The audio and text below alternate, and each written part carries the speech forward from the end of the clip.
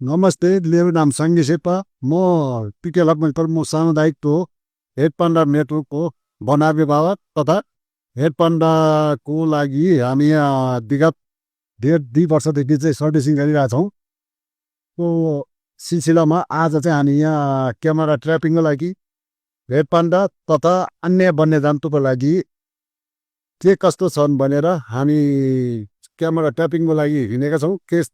त्यसै सिलसिलामा हामी यस्तो ग्लेसियरहरू पार गर्दै यो पिते लक्ष्मणपुरमा सामुदायिक वनमा हिँडिरहेछौँ।